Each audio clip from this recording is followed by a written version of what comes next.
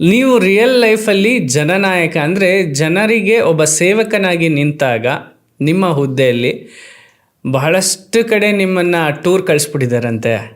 ಅವೆಲ್ಲ ಇರ್ತಾವಲ್ಲ ಸಹಜವಾಗಿಯೇ. ಟೂರ್ ಹೆಂಗೆ ಸ್ಟಾರ್ಟ್ ಆಯಿತು, ಯಾಕಾಗಿ? ಅಂದರೆ ಕಷ್ಟನಾ ಸ್ವಲ್ಪ ಇಲ್ಲಿ ಪ್ರಾಮಾಣಿಕತೆ ಅನ್ನೋ ಪದಕ್ಕೆ ಅರ್ಥ ಸಿಗಲ್ವಾ? ಅಲ್ಲ, ಏನಾಗುತ್ತೆ, ಇತ್ತೀಚೆಗೆ ಎಲ್ಲರಿಗೂ ಸರಳವಾಗಿ ಈಸಿಯಾಗಿಯೇ ಮನಿ ಬೇಕಾಗಿದೆ, ಸಂಪತ್ತು ಬೇಕಾಗಿದೆ. ಯಾರೂ ಶ್ರಮವಹಿಸಿ ದುಡ್ಡು ಮಾಡಬೇಕು, ಹಣ ಮಾಡಬೇಕು, ಆಸ್ತಿ ಮಾಡಬೇಕು ಅಂತ ಅನಿಸೋದಿಲ್ಲ ಒಂದು. ಆಮೇಲೆ ಎಲ್ಲರಿಗೂ ಲೀಗಲಾಗಿ ಏನೂ ಬೇಕಾಗಿಲ್ಲ, ಎಲ್ಲರಿಗೂ ಇಲ್ಲೀಗಲೇ ಆಗಬೇಕು. ಸೊ ಅದರಲ್ಲೂ ಈ ನಮ್ಮ ಉತ್ತರ ಕರ್ನಾಟಕ ಭಾಗದಲ್ಲಿ, ಅದರಲ್ಲೂ ಹೈದರಾಬಾದ್ ಕರ್ನಾಟಕ ಭಾಗದಲ್ಲಿ ಇನ್ನೂ ಎಜುಕೇಷನ್ ಕಮ್ಮಿ. ಬೆಂಗಳೂರು ಭಾಗದಲ್ಲಿ ಸ್ವಲ್ಪ ಪ್ರಜ್ಞೆ, ಮಂಗಳೂರು ಭಾಗದಲ್ಲಿ ಪ್ರಜ್ಞೆ ಇದೆ. ನಾನು ಮಂಗಳೂರಲ್ಲಿ ಕೆಲಸ ಮಾಡಿದ್ದೀನಿ. ಅವರು ಕಾನೂನುಬದ್ಧವಾಗಿ ಪ್ರಶ್ನೆ ಮಾಡ್ತಾರೆ, ಕೇಳ್ತಾರೆ. ನೀವು ದುಡ್ಡು ಕೇಳಿದ್ರು ಕೊಡಲ್ಲ ಅವರು, ಮಂಗಳೂರು ಕಡೆಯವರು. ಭ್ರಷ್ಟಾಚಾರ ಕಮ್ಮಿಯಲ್ಲಿ. ಆದರೆ ನಮ್ಮ ನಾರ್ತ್ ಕರ್ನಾಟಕದಲ್ಲಿ ಹೋದರೆ ನೀವು ದುಡ್ಡು ತೊಗೊಂಡೇ ನನಗೆ ಇಲ್ಲಿಗಲೇ ಕೆಲಸ ಮಾಡಿ ಅಂತಾರೆ ಅವರು. ನೀವು ಒಟ್ಟು ಏನಾರು ಮಾಡಿ ಸರ್, ನಮಗೆ ಒಟ್ಟು ಕೆಲಸ ಮಾಡಿಕೊಡಿ, ನೀವು ದುಡ್ಡು ತೊಗೊಳ್ಳಿ, ಬೇಕಾದ್ರೆ ದುಡ್ಡು ಮಾಡಿಕೊಡಿ. ಸೊ ದುಡ್ಡು ತೊಗೊಂಡು ಕೆಲಸ ಮಾಡೋರು ಇದ್ದರೆ ತುಂಬ ಒಳ್ಳೆಯ ಅಧಿಕಾರಿಗಳೇ ಅಲ್ಲ, ಸಹಜವಾಗಿಯೇ. ಆದರೆ ಕಾನೂನು ಮೀರಿ ಮಾಡೋದು ಅನ್ನೋದಿದೆಯಲ್ಲ, ಅದು ಯೋಚನೆ ಮಾಡುವಂಥದ್ದಲ್ಲ. ಸಂವಿಧಾನ ಅನ್ನೋದು ಕಾನೂನು. ನಮಗೆ ಸಂವಿಧಾನ ಅನ್ನೋದು ಬದುಕಿನ ಕಾನೂನು ಮತ್ತು ಬದುಕಿನ ಬಂಧ ಅದು, ಮತ್ತು ಬದುಕಿನ ಚೌಕಟ್ಟದು, ಮತ್ತು ನಮ್ಮ ಕಾನೂನದು. ಕಾನೂನು ಅಂದರೆ ನನ್ನ ಪ್ರಕಾರ ಉಸಿರು ಅಂತ. ಕಾನೂನು ಸಂವಿಧಾನ ಅನ್ನೋದು ನನಗೆ ವೈಯಕ್ತಿಕವಾಗಿ ಉಸಿರು ಅಂತ, ಅಥವಾ ಕಾನೂನು ಸಂವಿಧಾನ ಅನ್ನೋದು ನನಗೆ ದೇವರು ಅಂತ. ದೇವರು ಅನ್ನೋದು ಎಲ್ಲೂ ಇಲ್ಲ, ಒಂದು ಆದರ್ಶ ಅದು. ಸೊ ಆ ಥರದ ಒಂದು ಚೌಕಟ್ಟು ಬಂಧ ನೀವು ಮೀರೋದು ಅನ್ನೋದಿದೆಯಲ್ಲ, ಅಥವಾ ಮುರಿಯೋದು ಅನ್ನೋದು. ಸೊ ಮುರಿಯೋದು ಅನ್ನೋದು ಕಾನ್ಸಿಯಸ್ಲಿ ನನಗೆ ಕಷ್ಟನೇ. ಅನ್ನೋಯಿಂಗ್ಲಿ ಏನಾದರೂ ತಪ್ಪಾಗಿದ್ದರೆ ಗೊತ್ತಿಲ್ಲ ನನಗೆ. ಬಟ್ ಉದ್ದೇಶಪೂರ್ವಕವಾಗಿ ಆ ಕಾನೂನನ್ನು ಮುರಿದು ಏನೋ ಮಾಡೋದು, ಅದರಿಂದ ನಾನೇನಾದರೂ ಲಾಭ ಮಾಡ್ಕೋಬೇಕು ಅನ್ನೋದು ವೈಯಕ್ತಿಕವಾಗಿ ನನಗಿಷ್ಟ ಆಗೋದಿಲ್ಲ. ಸೊ ಆ ಥರದ ಕೆಲಸಗಳು, ಆ ಥರದ್ದು ಸಂದರ್ಭಗಳು ಬಂದಾಗ ಸಹಜವಾಗಿಯೇ ಅದು ಹತ್ತಾರು ಇಲಾಖೆಗಳಲ್ಲಿ ಹಂಗಾಗಿದೆ ನನಗೆ. ಅದು ಕರ್ನಾಟಕ ಟೂರ್ ಮಾಡಿದ್ದೆ ನಾನು. ಕರ್ನಾಟಕ, ಮಂಗಳೂರು ಆಗಿದೆ, ಬೆಂಗಳೂರು ಆಗಿದೆ, ಗುಲ್ಬರ್ಗ ಆಗಿದೆ, ಯಾದಗಿರಿ ಆಗಿದೆ, ಕೊಪ್ಪಳ ಆಗಿದೆ, ಇಲ್ಲಿ ಹತ್ತಾರು ಇಲಾಖೆಗಳಾಗಿದೆ. ಆ ಥರದ್ದು ಆಗಿದೆ. ಅಂದರೆ ಏನಾಗುತ್ತೆ, ಒಂದು ಅದು ಬೇಡ ಅಂತ ನಾವರೇ ಓಡಿ ಹೋಗಿರ್ತೀವಿ, ಇಲ್ಲ ನಮ್ಮನ್ನು ಇವನೇನು ಬೇಡ ಅಂತ ನನಗರೇ ಓಡಿಸಿರ್ತಾರೆ. ಈ ಥರ ಆಗುತ್ತೆ. ಸಹಜವಾಗಿ ಒಂದು ಸ್ವಲ್ಪ ಕಾನೂನುಬದ್ಧವಾಗಿ ಕೆಲಸ ಮಾಡೋದು ವ್ಯವಸ್ಥೆಯಲ್ಲಿ ಇತ್ತೀಚೆಗೆ ಕಷ್ಟನೇ ಇದೆ. ಅದೇನು ಸುಳ್ಳೇನಲ್ಲ ಅದು. ಸೊ ಕಾನೂನು ಇನ್ನು ಅಧಿಕಾರದಲ್ಲಿ ಇದೀರಿ, ಏನು ಮಾತಾಡಂಗಿಲ್ಲ, ಪ್ರಶ್ನೆಗೆ ಉತ್ತರ ಕೊಡೋದು ಇಲ್ಲ, ಆ ಥರ ಏನಿಲ್ಲ. ಅಂದರೆ ಕಾನೂನುಬದ್ಧವಾಗಿ ಕೆಲಸ ಮಾಡೋದಿದೆಯಲ್ಲ. ಸೊ ಹಂಗಾಗಿ ಕಾನೂನುಬದ್ಧವಾಗಿ ಸ್ವಲ್ಪ ಕೆಲಸ ಮಾಡೋದು ವ್ಯವಸ್ಥೆಯಲ್ಲಿ ಕಷ್ಟ ಇದೆ. ಮತ್ತು ಈಗೇನಾಗಿದೆ, ಜನಗಳೂ ಈಜಿ ಗೋಯಿಂಗ್ ಆಗಿಬಿಟ್ಟಿದ್ದಾರೆ.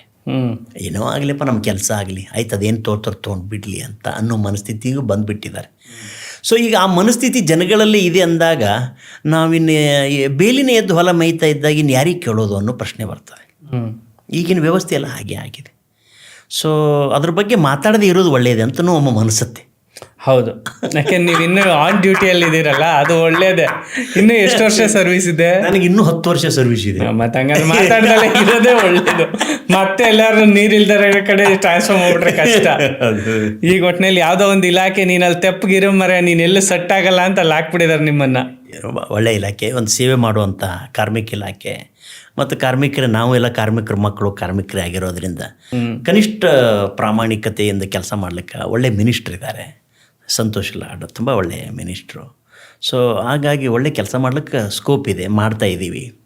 ಸುಮಾರು ನೋಡಿ, ನಾನು ಬಂದಾಗ 1 ವರ್ಷ ಆಯ್ತು ನಾನು ಬಂದಾಗ 55 ಲಕ್ಷ ರಿಜಿಸ್ಟರ್ ಕಾರ್ಮಿಕರ ಕಾರ್ಡ್ ಇತ್ತು, 55 ಲಕ್ಷ. ಸೊ ಈ 1 ವರ್ಷದಲ್ಲಿ ಇವಾಗ ಬರೀ 30 ಲಕ್ಷ ಉಳಿದಿದೆ. ಅಂದರೆ ಇಲ್ಲಿಗಲ್ 25 ಲಕ್ಷ ಕಾರ್ಡುಗಳು ರದ್ದು ಮಾಡಿದ್ವಿ, ಕ್ರಮ ಮಾಡಿದ್ವಿ. ಅಂದರೆ ಮಾನ್ಯ ಸಚಿವರು, ನಮ್ಮ ಕಾರ್ಯದರ್ಶಿಗಳು ಮತ್ತು ನಾವು ಬಿಗಿ ಕ್ರಮ ತಗೊಂಡು, ಅಂದರೆ ಯಾರ್ಯಾರೋ ಕಾರ್ಡ್ಗಳಿತ್ತು, ಕಾರ್ಮಿಕರಲ್ಲದೇ ಇದ್ದಂಥವ್ರ ಕಾರ್ಡ್ಗಳಿತ್ತು, ಅದೆಲ್ಲವೂ ರದ್ದು ಮಾಡಿದಾಗ ನಿಜವಾದ ಸವಲತ್ತು, ನಿಜವಾದ ಸೌಲಭ್ಯ ಯಾರಿಗೆ ಸಿಗಬೇಕು, ನಿಜವಾದ ಪ್ರಾಮಾಣಿಕವಾಗಿ ನಿಜವಾದ ಕಾರ್ಮಿಕರಿಗೆ ಸಿಗಬೇಕು. ಯಾಕಂದ್ರೆ ಅದು ಅವನ ಹಕ್ಕದು, ಅವನ ಹೆಸರಲ್ಲಿ ಬರುವಂಥ ಸೆಸ್ ಅದು ನಮಗೆ. ಆ ಕ್ರಮದಿಂದಾಗಿ ನಾವು 25 ಲಕ್ಷ ಕಾರ್ಡ್ ರದ್ದು ಮಾಡಿರೋದ್ರಿಂದ ಮುಂದೆ ಭವಿಷ್ಯತ್ತಿನಲ್ಲಿ ನಿಜವಾದ ಕಾರ್ಮಿಕರಿಗೆ ಎಲ್ಲ ಸವಲತ್ತು ಸಿಗಲಿಕ್ಕೆ ಅವಕಾಶ ಆಗುತ್ತೆ. ಮತ್ತು ಅದು ಒಂದು ಕೆಲಸ ಮಾಡ್ಲಿಕ್ಕೆ ನಮಗೊಂದು ಒಂದು ಅವಕಾಶ ಅಲ್ಲ.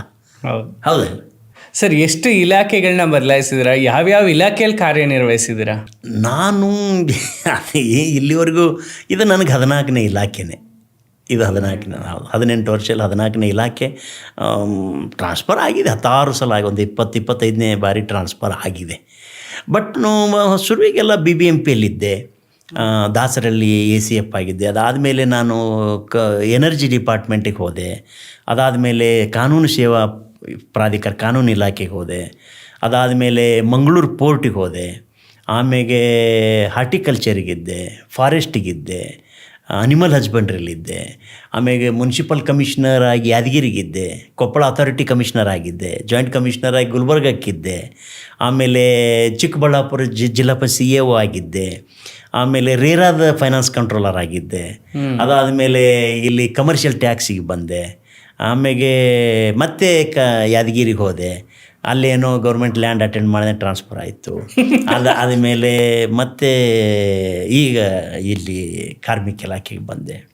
ಸೊ ಆ ಥರದ್ದು ಅಂದರೆ ಏನಾಗ್ತದೆ ನೋಡಿ, ಈ ಯಾವುದೋ ಒತ್ತುವರಿ ಈಗೆಲ್ಲ ಏನಾಗಿದೆ, ಈ ಲ್ಯಾಂಡ್ ಮಾಫಿಯಾ ಅಂತೀವಲ್ಲ, ಅದು ಸ್ವಲ್ಪ ಹೆಚ್ಚಾಗಿದೆ ಇತ್ತೀಚೆಗೆ.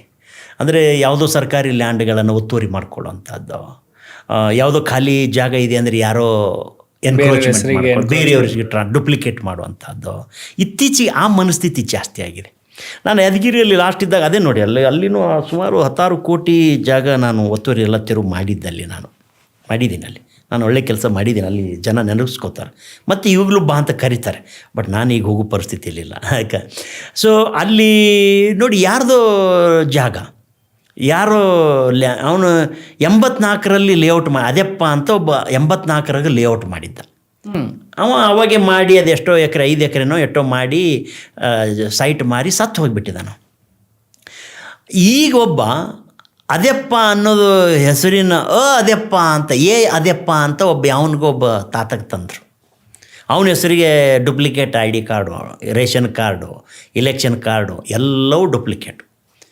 ಅವನೇ ಓನರು, ಯಾರು ಹೇಳಿ, ಅವನೇ ಲೇಔಟ್ ಓನರ್ ಅಂಥೇಳಿ ಆ ಲೇಔಟಲ್ಲಿರೋ ಖಾಲಿ ಜಾಗ ತೋರಿಸೋದು, ಇದೇ ನಂದೇ ಲೇಔಟು ಅಂಥೇಳಿ ತೋರಿಸಿಗೆ ರಿಜಿಸ್ಟ್ರೇಷನ್ ಮಾಡಿಕೊಡೋದು. 10 ಜನರಿಗೆ ರಿಜಿಸ್ಟ್ರೇಷನ್. ಪಾಪ ಅವ್ರು ಯಾರೋ ರಿಟೈರ್ಡ್ ಆಗಿರೋ ಮಾಸ್ಟ್ರುಗಳು, ಅವರು ಇವರು ಆಸೆ ಮನುಷ್ಯ ಸಹಜ ಅಲ್ರಿ. ಒಂದು ಜಾಗ ತೊಗೊಂಡ್ರೆ ಜೀವನ ಕಟ್ಕೊಳ್ಳೋಕ್ಕೋ ಮನೆ ಕಟ್ಕೊಳ್ಳೋಕ್ಕೋ ಅಂತ ಮನುಷ್ಯ ಸಹಜ ಆಸೆ ಬದುಕಲ್ವ, ಎಲ್ಲರಿಗೂ ಐಡೆಂಟಿಟಿ ಪ್ರಶ್ನೆ. ತೊಗೊಂಡ್ರೆ ಅವೆಲ್ಲ ಡುಪ್ಲಿಕೇಟು. 4-5 ಕೋಟಿ ಡುಪ್ಲಿಕೇಟ್ ವ್ಯವಹಾರ. ಅದು ಯಾವುದು ಖಾತಾ ಮಾಡ್ಲಿಕ್ಕೆ ಬಂದಾಗ ನನ್ನ ಕೈ ಸಿಕ್ಕಾಕೋದು. ಖಾತಾ ಮಾಡ್ಲಿಕ್ಕೆ ಬಂದಾಗ ನಾನು ಅದು ಯಾವುದೋ ಒಂದು ಸೈನ್ ಹಾಕಬೇಕಿತ್ತು, ನೋಡಿದಾಗ ಅದು ಹಿಡಿದು ಎಳೆದ್ರೆ ಎಲ್ಲವೂ ಹೊರಗೆ ಬಂತು. ಆಮೇಲೆ ಅಲ್ಲಿ ಇದಕ್ಕೇನು ಕ್ರಮ ಮಾಡುವಂಥದ್ದು, FIR ಮಾಡುವಂಥದ್ದು ಮಾಡಿ ಅದಕ್ಕೆ ಸಂಬಂಧಪಟ್ಟವರಿಗೆಲ್ಲ ಕ್ರಮ ಆಗಿ ಈ ಥರದ್ದು ಇನ್ಸಿಡೆಂಟ್ಗಳು, ಈ ಥರದ್ದು ಸಾಕಷ್ಟು ಆಗಿದೆ ಅವ್ರಿಗೆ. 1-2 ಆ ಥರದ್ದು ಏನಾಗುತ್ತೆ, ಈ ಥರದ್ದು ಕಂಡಾಗ ಇಂಥವೆಲ್ಲ ನೋಡ್ಕೊಂಡು ಸುಮ್ಮನೆ ಕೂಡೋದು ಹೆಂಗೆ? ಹಂಗಾಗಿ ಜಾಗ ಇಲ್ಲ ಎಲ್ಲೋ ಅಲ್ಲ, ಅದು ಇರಲ್ಲ. ಬಟ್ ಎಲ್ಲಾದರೂ ಒಂದು ಕಡೆ ಇದ್ದೇ ಇರ್ತದೆ. ನನಗೆ ಬರೋ ಸಂಬಳ ನನಗೆ ಬರ್ತದೆ. ಒಂದಿನ ಲೇಟ್ ಆಗ್ಬೋದು, 2 ದಿನ ಲೇಟ್ ಆಗ್ಬೋದು, 1-2 ದಿನ ಲೇಟ್ ಆಗ್ಬೋದು, ಬೇರೆ ವಿಷಯ. ಹಂಗೆ ನೋಡಿದ್ರೆ ಇನ್ನೂ 1-2 ತಿಂಗಳು ಸಂಬಳ ನಂದು ಹಳೆ ಇಲ್ಲ, 2 ಇಲಾಖೆಗಳಲ್ಲಿ ಬರಬೇಕು. ನಾನು ಇನ್ನೂ 2 ಹಳೆ ಸಂಬಳಗಳು ಬರಬೇಕು. ಬಟ್ ಆ ಥರದ್ದು ನೋಡಿಕೊಂಡು ಕೊಡೋದು ಅಂದಾಗ ನಮ್ಮಂಥ ಈ ಕಲಾವಿದರು ಬರಹಗಾರ ಮನಸ್ಥಿತಿ ಒಪ್ಪೋದಿಲ್ಲ. ಈಗ ನಾನು ಸುಮ್ಮನೆ ಒಬ್ಬ ಅಧಿಕಾರಿ ಆಗಿದ್ದರೆ ಮೋಸ್ಟ್ಲಿ ತುಂಬ ಅನುಕೂಲವಾಗಿ ಇನ್ನೇನೇನೋ ಇರ್ತಿದ್ದೇನೋ ನನಗೆ ಗೊತ್ತಾರೆ ಯಾರು, ಏನು ರೀ ಒಂದು ನಿಮ್ಮಂತ KS ಆಫೀಸರ್ ನಿಮ್ಗೇನು ಕಮ್ಮಿ ರೀ, ಎಂತೆಂಥವ್ರು ಇದ್ದಾರೆ, ಹೆಂಗೆ ಮಾಡ್ತಾರೆ ಹಿಂಗೆ ಮಾಡ್ತಾರೆ ಎಲ್ಲನೂ ಹೇಳ್ತಾರೆ. ನಾನು ಹೇಳಿದೆಪ್ಪ ಎಂತೆಂಥವ್ರು ಇದ್ದಾರೆ, ಏನು ಮಾಡ್ತಾರೆ, ಎಲ್ಲರೂ ನಿಜನೇ. ನನ್ನ ಜೊತೆ ಇದ್ದಂಥವ್ರು ಒಂದು 15 ಜನ ಜೈಲಲ್ಲಿದ್ದಾರೆ, ಜೈಲಿಗೆ ಹೋಗಿ ಬಂದಿದ್ದಾರೆ. ನಾನು ಅದೆಲ್ಲ ನೋಡಿದ್ದೀನಿ. ನನಗೆ ಜೈಲಲ್ಲಿ ಇರಬೇಕಿಂತ ಹೊರಗಿರೋದು ಖುಷಿ ಅನಿಸಿದೆ. ಹಂಗಾಗಿ ನಾನು ಹೊರಗಿದ್ದೀನಿ. ಆ ಥರದ್ದು ಯಾವುದೂ ಮಾಡೋದಿಲ್ಲ ಅಂತ. ಸೊ ಸಹಜವಾಗಿ ಇಲ್ಲಿಗಲ್ ಮಾಡಿದ್ರೆ ಕಾನೂನು ಕ್ರಮ ಆಗೇ ಆಗುತ್ತಲ್ಲ, ಯಾರೇ ಮಾಡಲಿ, ಹೌದು ಅಲ್ವಾ? ಸೊ ಕಾನೂನು ಕ್ರಮ ಎದುರಿಸೋದಕ್ಕಿಂತ ಇರೋದರಲ್ಲಿ ಇರೋ ಹಾಸಿಗೆ ಒಳಗೆ ಕಾಲು ಚಾಚ್ಕೊಂಡಿರೋದು ಬೆಟರ್ ಅಲ್ಲ. ಕೂಡ್ರ ಮೇಳ ಬೇಡಪ್ಪ, ನನ್ನ ಕೈಲಿ ಆಗಲ್ಲ, ನೀ ಯಾರೇ ಬೇಕೋ ತಂದು ಕೂರಿಸ್ಕೊಂಡು ಕೆಲಸ ಮಾಡ್ಕೊ.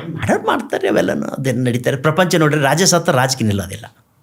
ಇನ್ನೊಬ್ಬ ರಾಜ ಬರ್ತಾನೆ, ನಾನಿಲ್ಲ ಅಂದರೆ ಇನ್ನೊಬ್ಬ ಬರ್ತಾನೆ, ಬಂದು ಕೆಲಸ ಮಾಡ್ತಾನೆ. ಪ್ರಪಂಚದಲ್ಲಿ ಯಾವುದೂ ನಿಲ್ಲೋದಿಲ್ಲ. ಎಂತೆಂಥ ರಾಜ ಮಹಾರಾಜರೇ ಆಳಿ ಮಣ್ಣಾಗ ಹೋಗ್ಬಿಟ್ರೆ, ನಾವು ಕ್ವಾಟಿ ಕಟ್ಕೊಂಡು ಆಳದವ್ರೆ ಕ್ವಾಟ್ಯಾಗ ಮುಳುಗೋಗ್ಯಾರ.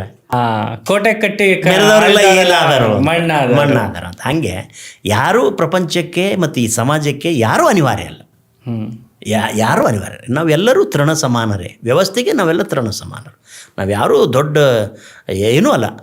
ನಾವು ಏನು ನಮ್ಮ ಇವರು ಅದೇ ಹೇಳ್ತಾರಲ್ಲ, ನಾವು ಹಾಗೆ ಹೀಗೆ, ನಾವು ಹಾಗೆ ಹೀಗೆ ಅಂತ ಹೇಳ್ತಾರವಲ್ಲ. ಸೊ ಅವ್ಯಾವು ಅಲ್ಲ, ಅವ್ಯಾವು ನಡೆಯೋದಿಲ್ಲ. ಅದು ವ್ಯವಸ್ಥೆ ಸಮಾಜದ ಮುಂದೆ ನಮ್ಮ ಯಾವುದು ಎಲ್ಲವೂ ತೃಣ ಸಮಾನ ನನ್ನ ಪ್ರಕಾರ. Thanks for watching this wonderful episode. So ಇದೇ ರೀತಿ ಪ್ರತಿಯೊಂದು ಎಪಿಸೋಡನ್ನು ಕೂಡ ವಿನೂತನವಾಗಿ ವಿಶೇಷವಾಗಿ ನಿರ್ಮಾಣ ಮಾಡ್ತಾ ಇದ್ದೇವೆ. ಇದಕ್ಕೆ ನಿಮ್ಮೆಲ್ಲರ ಸಹಕಾರನೂ ಇರಲಿ. ತಪ್ಪದೇ ಸಬ್ಸ್ಕ್ರೈಬ್ ಮಾಡಿ ಕನ್ನಡ ಪಾಡ್ಕಾಸ್ಟ್. ಹಾಗೆ ಈ ವಿಡಿಯೋ ನಿಮಗೆ ಇಷ್ಟ ಆದರೆ ಮಿಸ್ ಮಾಡದೆ ಶೇರ್ ಮಾಡಿ and don't miss to like our episodes. Thanks for watching. Subscribe ಮಾಡಿ ಆ್ಯಂಡ್ ಬೆಲ್ ಐಕಾನ್ನ ಕ್ಲಿಕ್ ಮಾಡಿ so that every episode is gonna be notified. Keep watching. Spread smile forever.